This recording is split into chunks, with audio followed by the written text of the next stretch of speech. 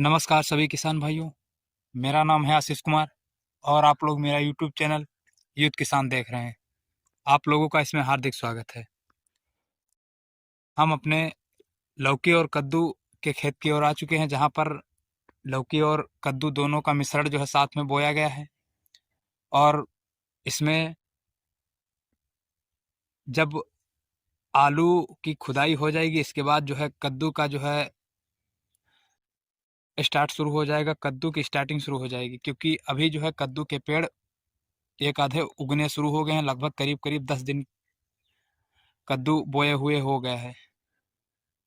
खेत थोड़ा नम था, लेकिन जो है जल्दी ही सिंचाई करनी पड़ रही, क्योंकि जो है कद्दू का जो है कद्दू वाली नाली जो काफ़ी ज़्यादा सूखी पड़ रही है, जिससे कद्दू के पेड़ जो है निकल नहीं रहे हैं।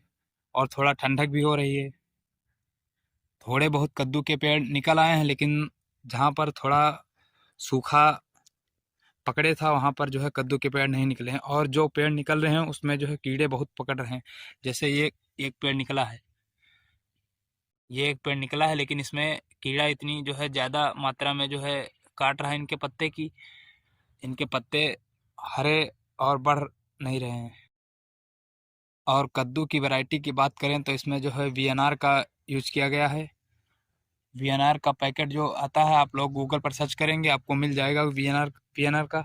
उसका जो है साइज़ काफ़ी अच्छा रहता है, जो है मार्केट में जब जाता है तो उसकी जो है बिक्री काफ़ी अच्छी होती है, क्योंकि उसका जो है थोड़ा साइज़ गोल होता है, जो काफ़ी जो है ले जाने और लाने में जो है काफ़ी ज़्यादा जो है दिक्कत नहीं होती उसको। कद्दू के लिए केवल 1 बीघा एरिया कवर किया गया है और इसमें 3 नाले बनाए गए हैं।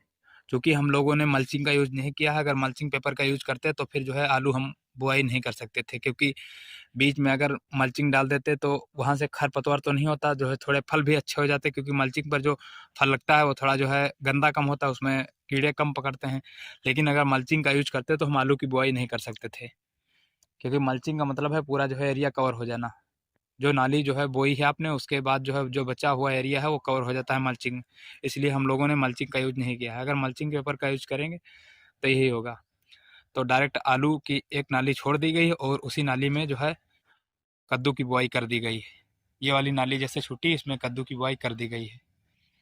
कद्दू की बुआई का लगभग 8 से 9 दिन हो गया है और अब की बार सिंचाई जो है इतनी ज़्यादा की गई, देख सकते हैं आप, जो है केवल जो है लगभग 2-3 इंच जो है नाले से जो है खाली हैं, बाकी जो है ऊपर तक नाले भर दिए गए हैं।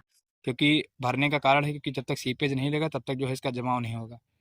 तो जब अब की बार भराव पूरा कर दिया गया है तो अब की बार पूरा सीपेज ले लेगा और जो है एक आधे पेड़ आपको जो है कुछ नालों में पेड़ जमे हुए दिखेंगे। ये जो आपको जो है पेड़ दिख रहे हैं सारे जो है उगाए हैं, लेकिन जो है इसमें जो है इतना कीटनाशक जो है कीड़ा पकड़ रहा है कि जो है पत्ते आप देख सकते हैं, आधे आधे पत्ते बचे हैं। तो कीटनाशक का जो है अब प्रयोग किया जाएगा शाम तक इसमें, क्योंकि सारी दवाएं ज़्यादातर जो है शाम में प्रयोग की जाएंगी, क्योंकि सुबह ओस ज़्यादा हो जाती है जो नुकसान कर सकती है। कद्दू के लिए 1 बीघा एरिया कवर किया किया गया है और इसमें 50 ग्राम हम सीड लेके आए थे, लेकिन जो है उसका यूज़ पूरा नहीं कर पाए थे। जो अब जहाँ जहाँ नहीं उगेगा वहाँ वहाँ दोबारा जो है पुनः रोपित कर दिया जाएगा। अब ये सिंचाई हुई है, इसके बाद जो है लगभग 3-4 दिन बाद पता चल जाएगी कहाँ कहाँ जमा होगा, कहाँ कहाँ नहीं होगा। और ये कद्दू लगभग जो है गर्मी के सीज़न में जाएगा, जब गर्मी की शुरुआत होती है तब जाएगा। ये अभी जाड़े में कुछ नहीं होगा इसका। जाड़े में सिर्फ आलू तैयार होगा और आलू समाप्त होने के बाद कद्दू की शुरुआत होगी।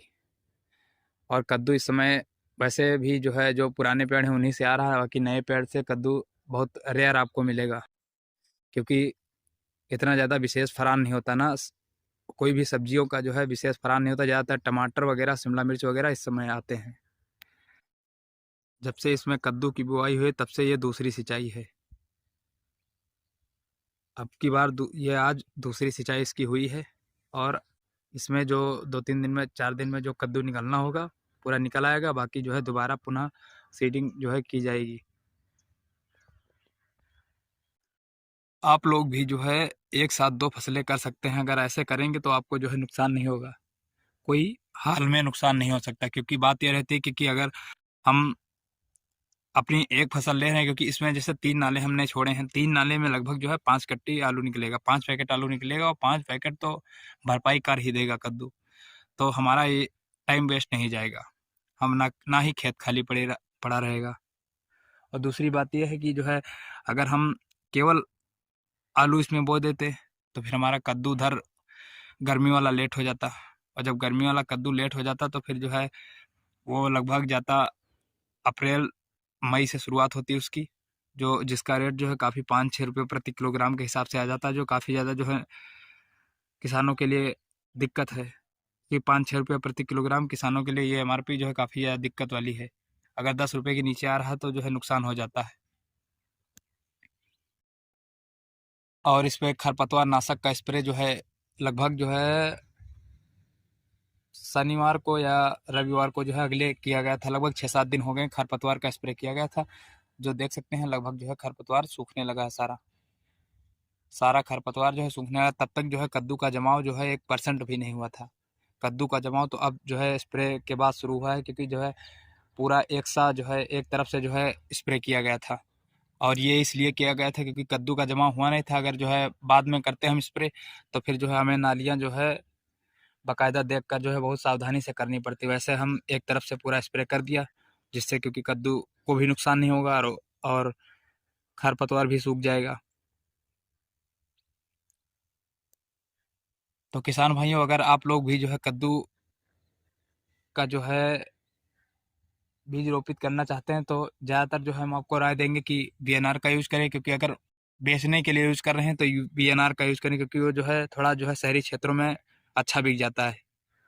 गांव वगैरह में ज़्यादातर जो है कम बिकता है, लेकिन गांव वगैरह में भी अब ज़्यादातर बिकने लगा है, क्योंकि बीएनआर का कद्दू ज़्यादातर ये रहता है कि उसका कटाव कम करना पड़ता है, और जो है ज़्यादातर 1 किलो का 1.5 किलो का रहता है, वो डायरेक्ट जो है पूरा पूरा कद्दू बिक जाता है। तो बीएनआर का यूज़ करें। डेली की ऐसी वीडियो के लिए हमें यूट्यूब चैनल यूथ किसान को सब्सक्राइब करें, लाइक करें, शेयर करें। धन्यवाद।